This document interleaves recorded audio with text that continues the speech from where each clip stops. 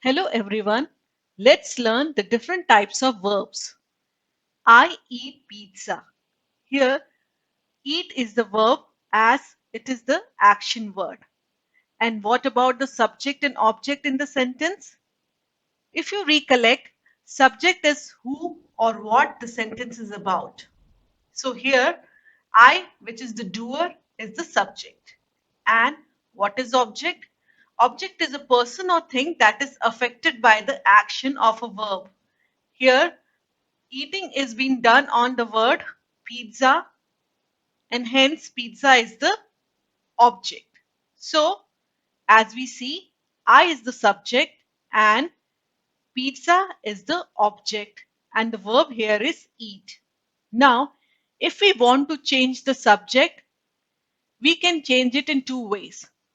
First, let's change the person. That is, from first person, we make it third person. He eats pizza. What do we see here? As we change the person of the subject, the verb also changes. The verb form has changed due to subject verb agreement. So here it is eats. Next, let's change the number of the subject. That is, we are changing from singular to plural form. They eat pizza. Here again, we see the verb form has changed due to subject verb agreement. Lastly, let's change the tense of the sentence. They ate pizza. Here, it is the past tense of eat. So what do we see? We see here that the verb has changed due to the change in either the number or person of the subject, and also due to tense. So what do we learn? Certain verbs change their forms whenever there is a change in the number or the person of the subject, and also in the tense of the verb. These verbs are called finite verbs. Why? Because they are limited by the number or person of the subject, and also by the tense of the verb. If you see, these finite verbs are the main verbs. Let's see another sentence. I want to eat pizza. Here, want is the main verb. And what is to eat?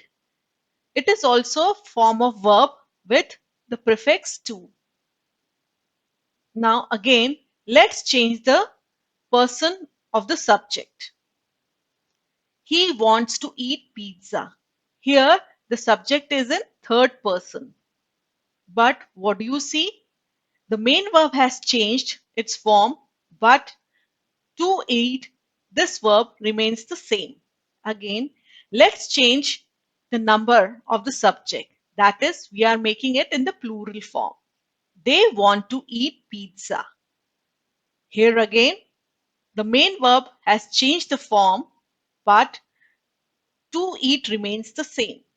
Now, what about the tense? We change the tense to past tense. They wanted to eat pizza.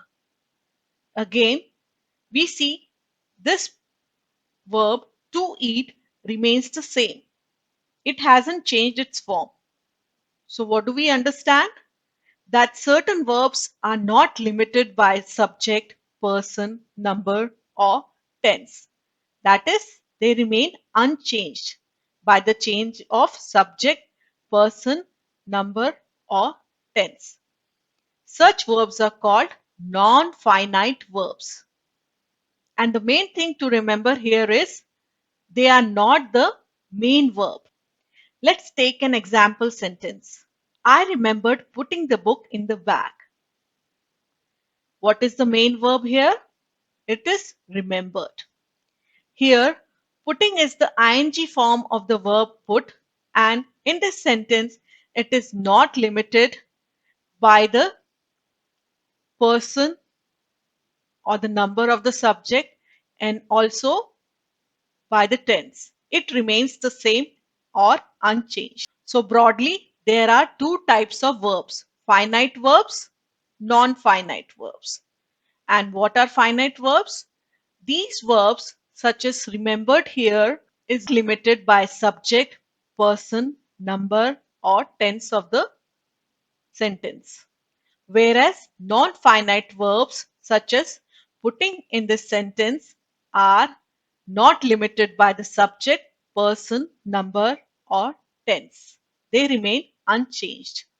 The main thing to remember here is finite verbs, they act as verbs, whereas non-finite verbs do not act as verbs. As we see in the sentence, finite verbs act as the main verb. And what about non-finite verbs? They either act as noun or adjective or adverbs. Here, putting, which is the ing form of word put, but it is acting as a noun, the name of an activity, putting. And you should also remember that non-finite verbs are also called verbals. Non-finite verbs are of three types: gerunds, participles, and infinitives.